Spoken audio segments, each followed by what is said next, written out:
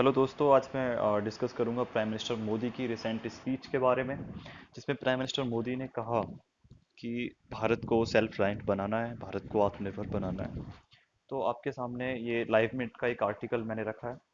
So biggest lesson from Covid 19 is to be self reliant, says PM Modi. So global Covid 19 pandemic के चलते global media में और सभी countries में काफ़ी गुस्सा है चाइना के खिलाफ। और क्योंकि हम सभी जानते हैं चाइना मैन्युफैक्चरिंग का हब है। सारी कंपनीज़ों ने वहाँ पे अपना अपना अपने आप को एस्टेब्लिश किया हुआ है चाइना में। तो अभी पिछले कुछ दिनों से, काफ़ी दिनों से मतलब लॉकडाउन इंडिया में है। और इस लॉकडाउन पीरियड में इंडिया ने, जैसे फॉर एग्जांपल पीपी किट्स और मास्क एंड अदर थिंग्स खुद के खुद खुद से बनाई हैं। तो इंडिया को एक मतलब भरोसा मिलता है कि हमें काफ़ी सारी चीज़ें हैं, ये सब चीज़ें जो कि हमने एक महामारी के टाइम पे बनाई हैं, वो चीज़ें हमें एक नॉर्मल टाइम पे भी बनानी चाहिए। जो कि हमारे जो कि हम लोग अवॉइड करते हैं काफ़ी चीप प्रोडक्ट्स के चक्कर में। इंडिया नहीं मैन्युफैक्चर कर रहा था कुछ चीज़ें। तो दोस्तों, सबसे पहले अगर हमें आत्मनिर्भर बनना है तो हमें ये पता होना चाहिए कि हम एक्सपोर्ट कर रहे हैं और क्या हम इंपोर्ट कर रहे हैं। तो अगर जब तक हम अपने इंपोर्ट्स को कम नहीं करेंगे, हम आत्मनिर्भर नहीं बन सकते। तो मैंने एक टेबल जो विकिपीडिया से उठाई है, उसमें ट्रेड स्टैटिस्टिक्स आपको दिख जाएंगी। तो रिसेंटली 2020 का अगर डेटा हम देखें या 2019 का देखें, तो यहाँ पे इंडिया के जो एक्सपोर्ट हैं वो 314.31 बिलियन डॉलर के, और जो एक्सपोर्ट हैं, सॉरी इंपोर्ट हैं, वो 467.19 बिलियन डॉलर के हैं। यानी कि हमारे जो एक्सपोर्ट हैं वो इंपोर्ट से काफ़ी कम हैं। यानी जितना सामान हम बाहर भेजते हैं उससे ज़्यादा हम खरीदते हैं। और यहाँ पे आपको ट्रेड डेफिसिट दिखेगा 152.88 बिलियन डॉलर का। तो एक काफ़ी बड़ा अमाउंट है। तो हमें इस अमाउंट को कम करना पड़ेगा। तो ये डेटा है 2007 का, कि टॉप 10 कमोडिटी एक्सपोर्ट्स इन 2007। तो इसमें आप देख सकते हैं एक्सपोर्ट कमोडिटीज़ और इंपोर्ट कमोडिटीज़। तो 2007 यानी कि 13 ईयर्स बिफोर, अगर मैं उस डेटा को देखूं जो मैंने विकीपीडिया से भी लिया है, तो उसमें आप देखोगे तो एक बहुत बड़ा चंक इंपोर्ट में वो ऑयल का है। ओके, अराउंड 40% इंपोर्ट इंपोर्ट में जो आइटम है वो क्या है, ऑयल। 177.5 बिलियन डॉलर हम ऑयल खरीदते हैं। अभी बेनिफिट की बात यह है कि ग्लोबल ऑयल प्राइस काफ़ी चीप हैं और काफ़ी सस्ते दामों पे हमें ये ऑयल मिल पा रहा है।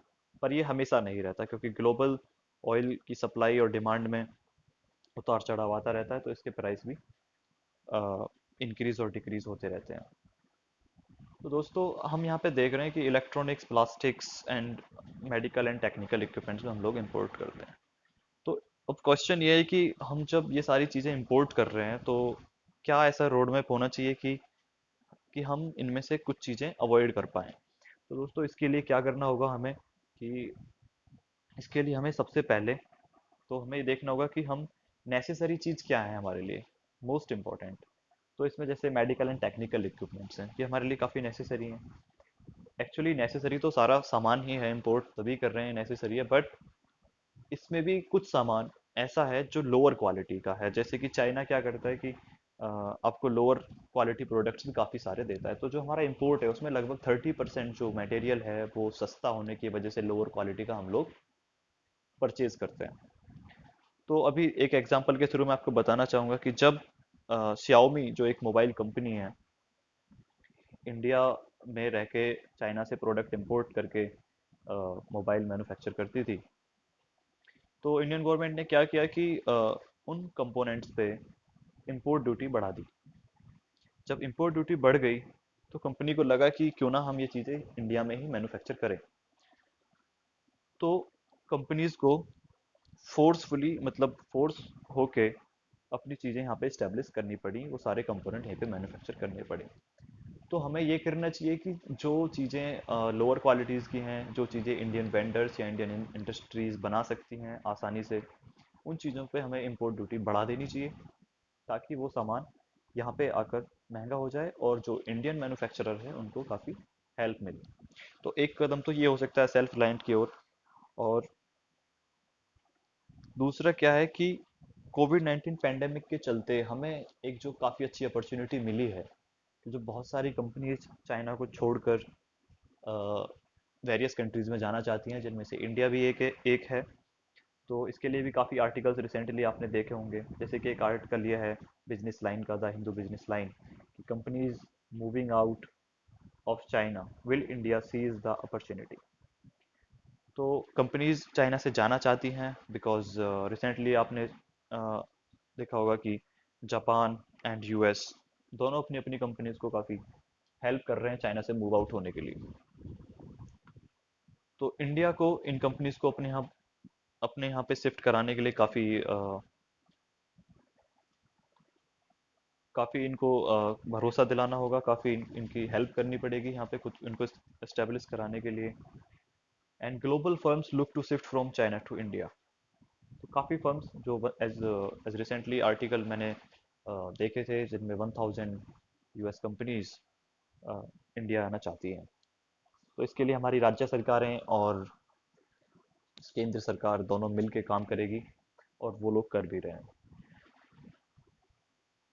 दूसरा तीसरा एक अलग एक रीज़न हमें ये देखना चाहिए कि why China is the world's factory. अगर हमें आत्मनिर्भर बनना है तो हमें उन सब रीजन्स पे ध्यान देना पड़ेगा कि चाइना वर्ल्ड की फैक्ट्री क्यों है। ऐसा क्या है कि सारी कंपनी चाइना में ही इस्टेब्लिश हैं। तो हमें ये देखना पड़ेगा कि चाइना उन कंपनीज को क्या फैसिलिटीज़ प्रोवाइड करा रहा है जो इंडिया अभी तक नहीं करा पा रहा है, या फिर जो भी हमारी कमियां हैं वो हमें वहाँ पे देखनी पड़ेंगी। तो दोस्तों, इस आर्टिकल को पढ़ के मैंने कुछ कमियां जो मुझे इस आर्टिकल के थ्रू पता चली वो मैं आपको बताता हूँ। तो एक तो यह है कि वहाँ पे लोअर वेज वर्कर की काफ़ी ज़्यादा तादाद है, यानी वहाँ पे कम सैलरी में काम करने वाले लोग बहुत ज़्यादा हैं। दूसरा क्या है कि जो चाइना में उन्होंने एक इकोसिस्टम तैयार कर रखा है network suppliers and component manufacturers का एंड डिस्ट्रीब्यूटर्स का, वो काफ़ी एफिशिएंट है और काफ़ी कॉस्ट इफेक्टिव भी है, जिसकी वजह से कंपनीज को काफ़ी सही लगता है वहाँ पे अपने आप को स्टैब्लिश करना। तो हमारे यहाँ पे हमें क्या करना पड़ेगा, हमें इसी टाइप का इकोसिस्टम अपने यहाँ पे बिल्ड करना पड़ेगा।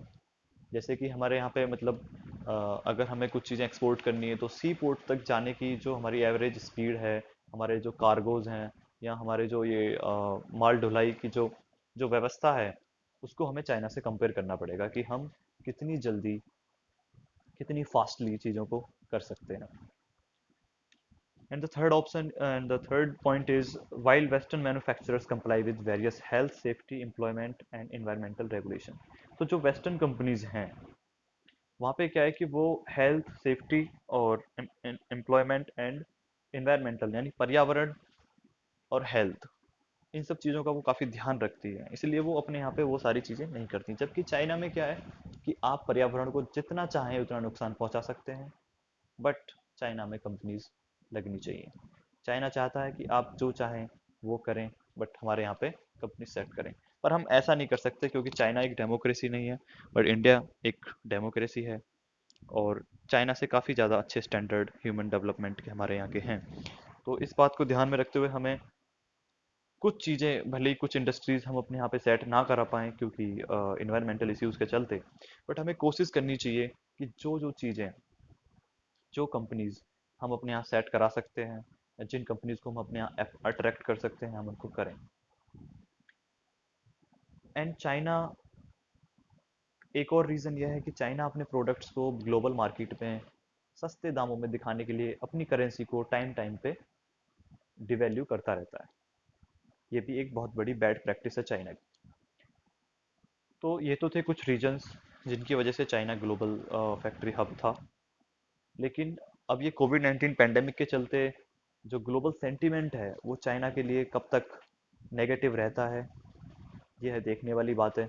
लेकिन इस मोमेंट में हमें इस मोमेंट को इस मोमेंट को पूरी अच्छी तरह से यूटिलाइज करना चाहिए इंडिया को, और हमें इसका यूज़ करना चाहिए चाइना के खिलाफ और अपने आप को सेल्फ रिलायंट बनाने में। तो दोस्तों, अभी एक और आर्टिकल है कि China silent amid global calls to give Africa डेब्ट रिलीफ। तो चाइना ने काफ़ी ज़्यादा इन्वेस्टमेंट कर रखा है अफ्रीका में। मोस्टली वहाँ पे जो रिच मिनरल्स कंट्रीज़ हैं, जिन देशों में काफ़ी ज़्यादा मिनरल्स हैं, for example China and south Korea दोनों मिलके ग्लोबली सबसे ज़्यादा जो ये बैटरीज हैं, लिथियम आयन बैटरीज मैन्युफैक्चर करते हैं। तो उनके लिए जो रॉ मटेरियल चाहिए चाहिए होता है वो ये अफ्रीका से इंपोर्ट करते हैं, और जिन कंट्रीज़ में वो रॉ मटेरियल है उन कंट्रीज़ में चाइना ने काफ़ी सारा इन्वेस्टमेंट करके वहाँ पे उन पे काफ़ी दबदबा बना रखा है। तो अभी ग्लोबल जो ये कोविड 19 का जो स्प्रेड है, जो ये कोविड 19 पैंडेमिक ने अफ्रीका अफ्रीका में भी काफ़ी ज़्यादा दिक्कत पैदा कर दी है। और वो लोग, क्योंकि अफ्रीकन कंट्रीज़ काफ़ी गरीब हैं, तो वो चाहते हैं कि चाइना उनके डेब्ट को थोड़ा माफ़ करे या फिर कुछ हेल्प प्रोवाइड करे इस सिचुएशन में। बट चाइना वो सब नहीं कर रहा है। तो इंडिया को इस सिचुएशन का बेनिफिट उठा के वो जो मिनरल्स रिच कंट्रीज़ हैं उनसे अभी मतलब काफ़ी ज़्यादा कनेक्शन बनाना चाहिए, ताकि हम भी वो सारी चीज़ें उनसे ले सकें जो चाइना लेकर प्रोडक्शन कर रहा है। तो ये काफ़ी गोल्डन अपॉर्चुनिटी है इंडिया के लिए, एंड इंडियन डिप्लोमेट्स काफ़ी अच्छे हैं इन सब चीज़ों में, और वो इस पर काम भी कर रहे हैं। तो दोस्तों, ये था आज का मेरा analysis. Thank you for watching. जय हिंद, जय भारत।